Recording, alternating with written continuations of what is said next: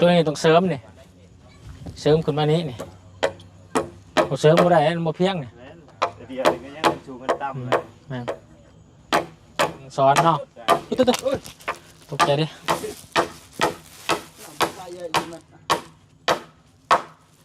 เอาน้องเชียงซื้อเดี๋ยวมาฝากเอ็มร้อยครับอาหารแห้งไว้ป้อนลูกเนี่ย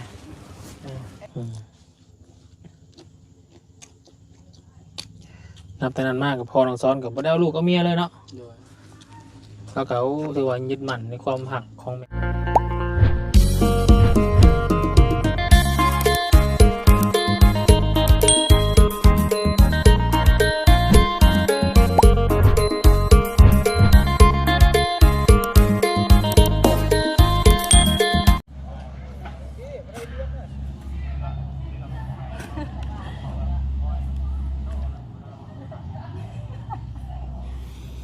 พี่น้องเนาะกำลัง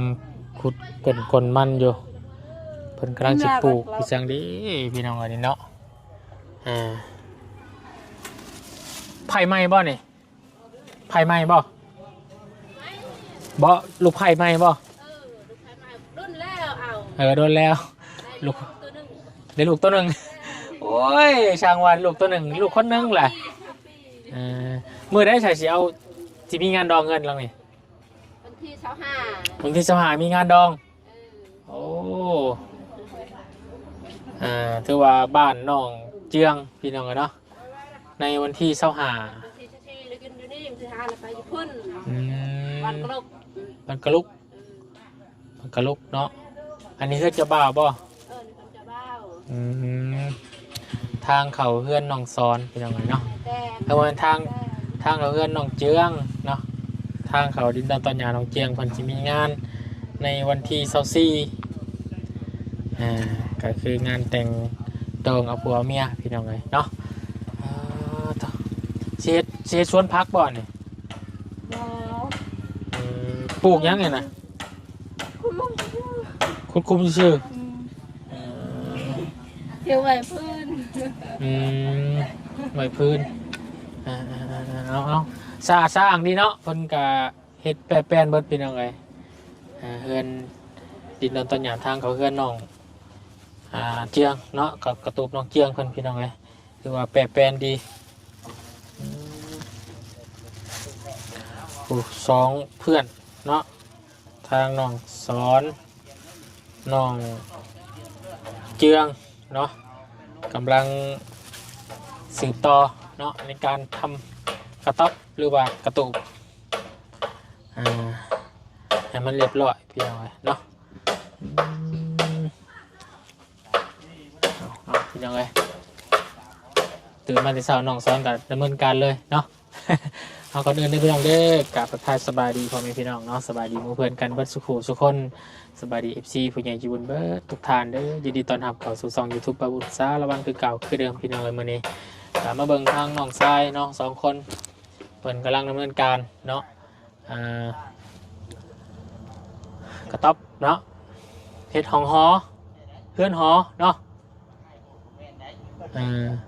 เฮือนหอของน้องเจียงเนาะเป็นเฮือนหอใหม่ว่าไงซะเนาะมาตั้งรักฐานอยู่นี่ดินดอนตอนหญ้าของผู้ใหญ่จิบุญเพิ่นได้สดๆกันเข้ามาเนาะสมทบสื่อที่ดินในพี่น้องเพิ่นอยู่พี่น้องเลยเนาะก็ขอให้ทุกท่านได้ซอยทำน้องเจียงให้ได้บุญได้กุศลหลายๆเนาะขอให้คุณคุ้มครองพี่น้องเลยเพื่อจะไม่ใช่ให้ตลอดปลอดภัยเด้อวันนี้ก็เป็นอีกกำลังใจหนึ่งจากกระบุญพี่น้องเลยเนาะก็คืออาหารซุปเนาะมาฝากกับเอ็มร้อยพี่น้องเลยน้ำไม้นะกำลังใจน้องๆกันน้ำกันเนาะไปพี่น้องไปเบิ่งน้ำกันเนาะไปหอดตอนใดแล้วดิพี่น้องเลยเนาะต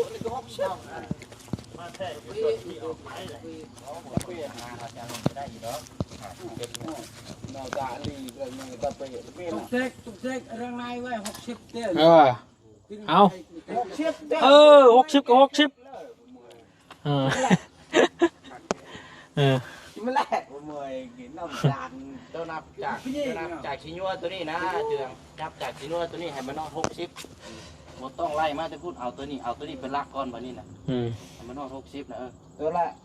เริ่มต้นจากนี่เท่าไหร่ ไหน นะ จะเปี้ยเลยนะ 1 2 3มื้อนี้ฮอด60นี่ก็ขีดมักไว้เด้อมันรวมเม็ดป่านนี้เดี๋ยวสิเอาไปหารจังซี่เองอะไรจังนั้น นี่แหละ พอดีอยู่ ที่แม่ สิเมตรพอดีบ่ ชี้แม่เลยเค แต่ยาวพี่บ่ เลย สิเมตรพอดีบ่โอเคเอามักขีดมักไว้ มันถึกแต่ว่าไอ้คนออกมาไอ้ตรง นั่นแหละจังแท็กเอาตัวนั้นก้อนแท็กตัวนี้จังหู หมดแล้วจะหานใช้กันไหน ห่านเราได้แล้วนั่น40ก็ง้อเรื่องอย่าเลยอย่าเฮ็ดไอ้นักมวยอยู่ แต่ว่ารวมมา ชั้นสูง 4 เมตรจะบ่ 4เมตรนี่ต้องแท็กตัวนี้ก้อนถึงได้60สำคัญนั่นแหละ เจ้าก็ดึงแต่พี่ไปพุ่น พี่จะเอาอีกตัวความชั่ว ไปพุ่นไปนี่ น้องช้อนจับละ เออ เลย เอาเห็ดในไรเสียเนาะดึงมืออยู่นี่ละ จนมันได้บ่ละติ จนมันไล่ละ ใช้สังกะสีบ่ ยันกลัวสี่ อ่า ตัวไหน 4 เมตร 60บ่ดื้อ4 เมตรไอ้6 เซน 4เมตร6เซน เอาดีได้ช่าง 4 เมตร 6 เซนบ่ สั่งสอนกับสั่งเจียง เม็ดลอย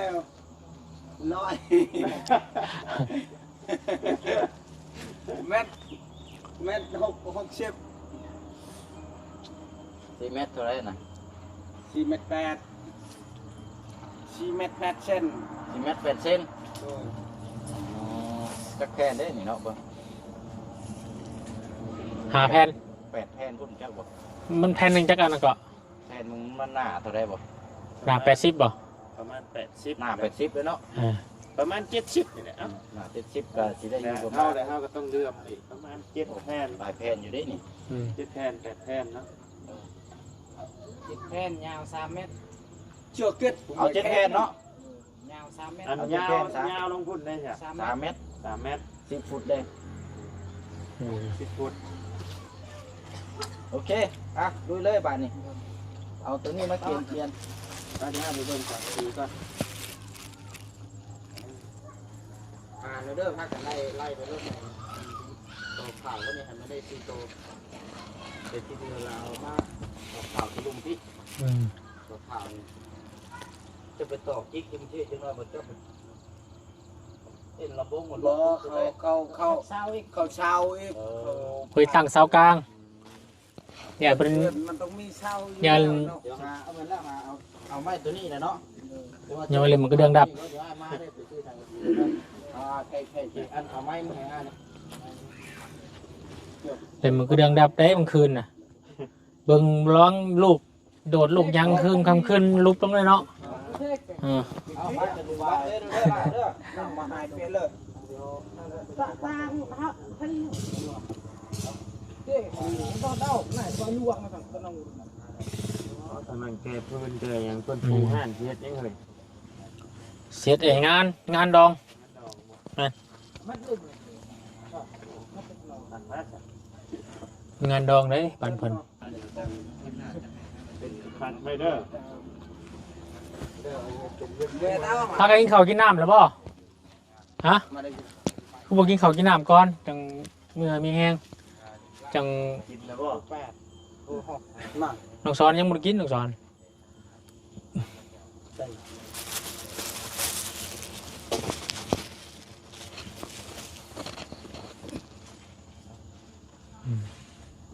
ทอก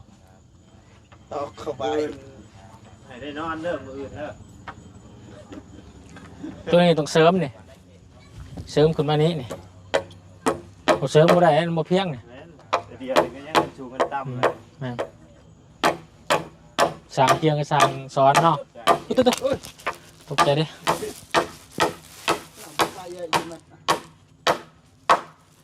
เอาน้องเชียงซื้อเดี๋ยวมาฝากเอ็มร้อยครับอาหารแห้ง ใจเด้อ ไว้ป้อนลูกเนี่ย เอาลูก เอ็ดเม็ดเอาเม็ดให้เราเนี่ยเราจะยิง จิแท้กูมันยิงเหมือนปืนนี่ ดัดให้ไว้เนาะ ยิงเนาะ เอา หับเด้อหับแมทเด้อฮึบ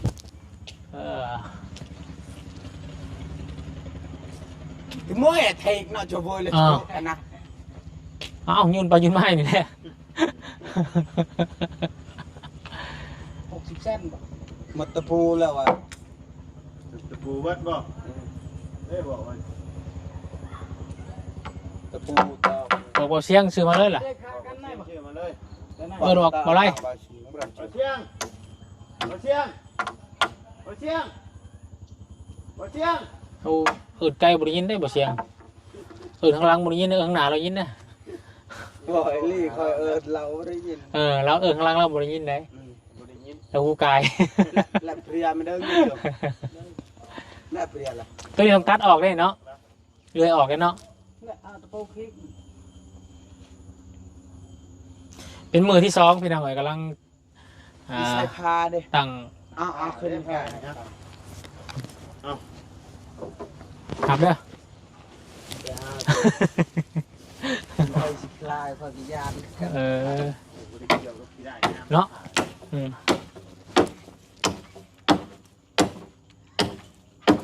กำลังเห็นโค้งห่างพี่น้องเอ๋ยมือนี้ก็จะได้มุงแล้วก็แอมมือก็จะได้อยู่เนาะน้องเจียงเนาะโอ้ยังอยู่มือนี่ ยังอยู่ครับ เพื่อจะปูอยู่เด้ปูแล้วยังแป้นบ่ ตะปูแล้วทำไม่ไพ่ก็ได้ ไปไพ่ก็ได้บ่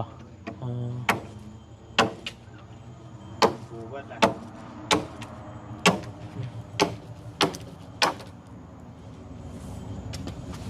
โทรบอกว่าเสียงซื้อมาให้เอาตะปูยัง ตะปูชิปตะปูแปด ยังเอาโลบ่ เอาตะปูแปดก็ได้โลหนึ่ง2 โลเลยก็ได้ ชงบอกว่าเสียงก่อน ต่อเพื่อมัน ตะปูยังก่อนตะปู10ตะปู10 โลนึงเนาะ เอาแต่ตะปูแปดชื่อๆ2 โลพอ เอาตะปู8มาให้เด้อบ่เสียงเด้อตะปู8 2 โลบ่ตะปู8 2 โลเพื่อมันตอก เอาไว้นี่ตอกได้ครั้งลม เด้อตะปู8 2 โลเด้อถ้าให้น้องเกียกเด้อ ได้แล้ว ตะปูแปดแต่กระเตอะตะปูต่อไอ้สังกะสีฮะมันนะ ปูตอกสี่ไม่เลิก นี่บ่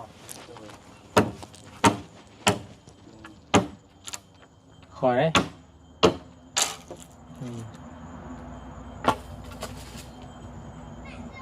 อัน150กินข้าวก้อนจะกินอร่อย เอาไว้ไว้ กินข้าวก้อนจะกินอร่อย สั้นเนาะ สั่นไหนหั่นข้าวก็มีบ่จันซื้อลาบมาให้บ่เต็งข้าวเต็งน้ำมากินช่วยให้น้องสอนก่อนน้องเจียงเอ้ยเพิ่นสิเป็นลมแหละฮะเฮ้ยผู้ซอยได้ จะเอาไว้ป่ะ ยกมาจะได้ก่อนไป เว้ยนกนก คืออยู่แบบนี้มันยังกินอิ่มน้ำสำราญเลยจังเฮ็ดเวียกมันชน ใช่ กับ เลยเกี่ยวกับ เพราะฉะนั้นก็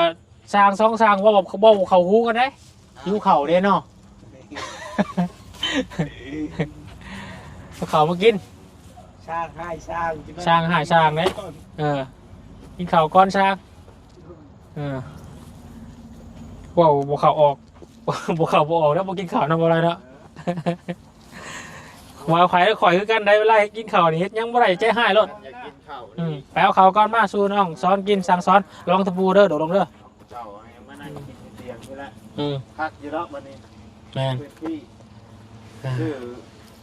ไอ้หนูว่าแกงกิน สบายดีสบายดีสบายดีน้องสอน สบายดีนะ เอากินข้าวกินน้ำก่อนน้องสอนเลย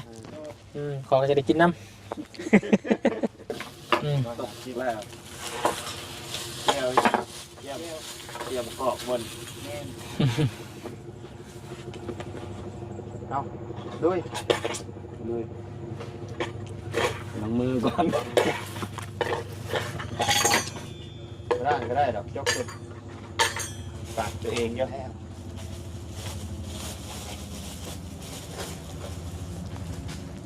หลับซีนเลยเนาะ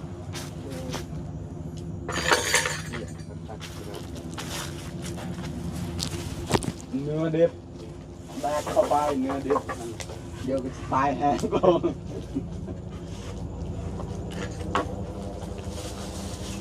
ละอะไรเรื่องเงินดอก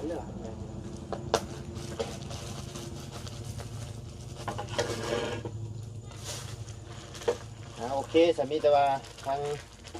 ให้น้องเพิ่นกินข้าวกินน้ำก่อนพี่น้องเอ้ยทางบ่ไล่ก็จะได้ขอจบคลิปปิดคลิปลงไปเพียงสำนี้ก่อนพี่น้องเอ้ยสบายดีเด้อกินข้าวเด้อโดยสบายดีเด้อพี่น้องเด้อ สบายดีสบายดีไป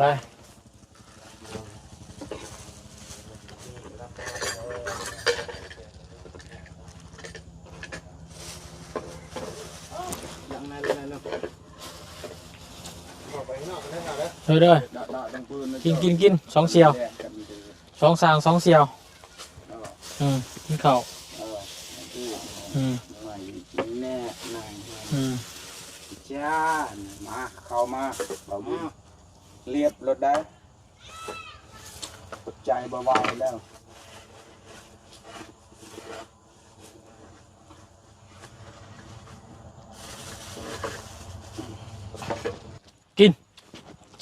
โชคเขาเขาให้บ่ เท้าเด้อ โอ้สบายดีพี่น้องสบายดีลาบเนาะลาบทางลุงจันทร์ซื้อมาฝาก กินข้าวมันอิ่มก่อนจนขึ้นมุมสูงหน่อยนะมืดตามัวลงมาตกให้ได้เนาะ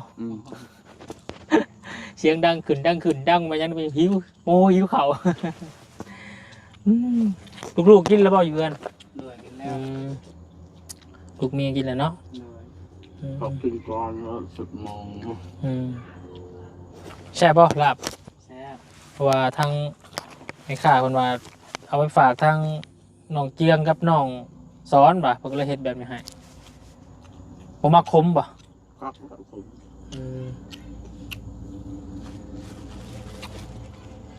กินเลย บุญกินมานะกินข้าวแล้วอิ่มหนึ่งกินร้อยชูกำลังคืนตอกป่ะนี่มุ้งเราป่ะนี่เนาะก็เอามาอื่นสิได้อยู่ป่ะจะได้นอนอยู่มาอื่นยังป่ะ ยังแล้ว มาฮื้อไปแล้วเนาะคือว่ามาอื่นเขามีงานดองอยู่ป่ะ แม่น จะบริซอยงานดองกันป่ะบ้านนี่ ซอยข้าวก้อนเลย ตัวนี้ก็ยุดก้อนเนาะซอยงานดองก่อน ข้าวตอกมันไปลืม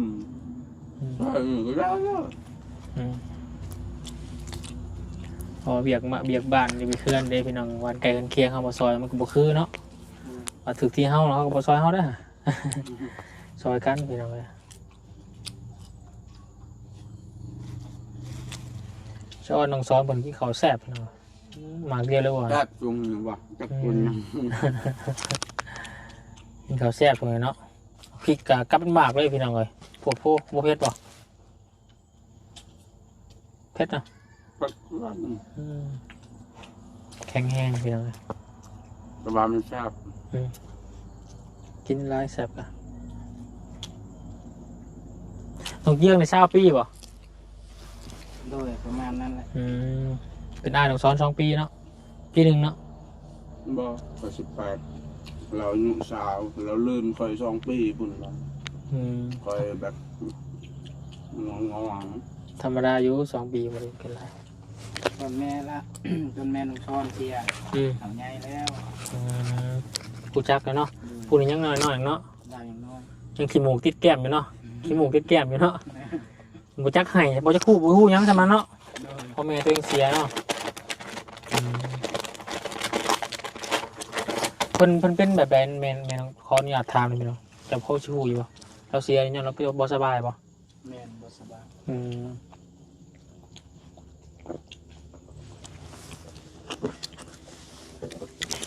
แต่บ่สบายดนเนี่ยเนาะ โดย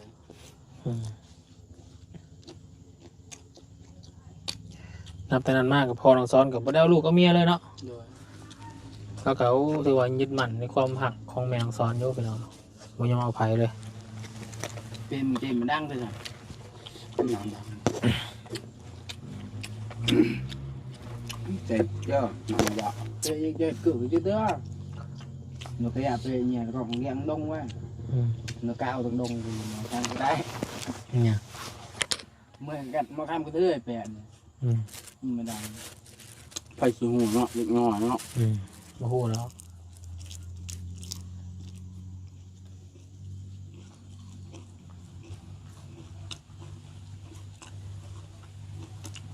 là luôn hai rồi luôn nào เ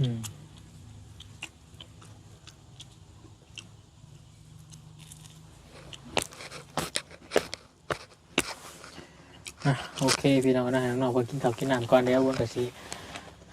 ติดตามเบิ่งน้องกระตูบน้องเจียงพี่น้องเลยเนาะรอรุ่นมือน้ำกันว่าเฮือนซ่านลั่นแปนเพิ่นสิแล้วตอนใดเนาะสิอยู่โยนใช้พี่น้องเรื่องเฮือนหลังหน่อยใหญ่ซำใดก็ยังบ่ฮู้เนาะ โดย ทางเว้าเสียงบอกแล้วว่าสิเฮือนแบบใด บอกแล้ว เฮ็ดแบบใด ใส่แบบอย่างหลังคานอนแม่นหลังคานอน ชมโมเดิร์นบ่ แม่นชมเริ่ม คือน้องแช่น้องหยังนี่บ่ ด้วย อืม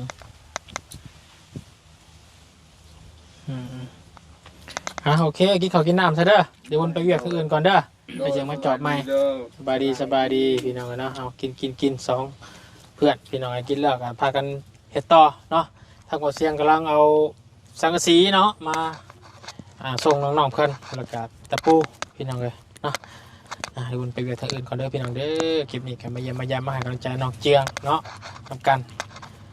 ซอยยังไม่ได้ซอยยังบ่ได้ก็จังที่ซอยได้ก็คือซื้อน้ำเนาะพี่น้องเลยจับนั้นจับนี่ซอยเพิ่นบอกเพิ่นแนะนำเพิ่นเนาะให้คำปรึกษาแล้วก็ให้นำในพี่น้องเขานำสัมปลาก็ว่ากันไปเนาะเป็นกำลังใจให้กันพี่น้องเนาะสำหรับคลิปนี้ไปแล้วพี่น้องสบายดีเด้อ